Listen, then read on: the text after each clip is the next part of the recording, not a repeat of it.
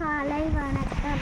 இந்தியாவின் தலைநகரான புதுடெல்லியில்தான் மிக பிரம்மாண்டமான கொண்டாட்டங்கள் நடைபெறுகிறது. இந்த நாளுக்கான ஏற்பாடுகள் அசாதாரணமானது.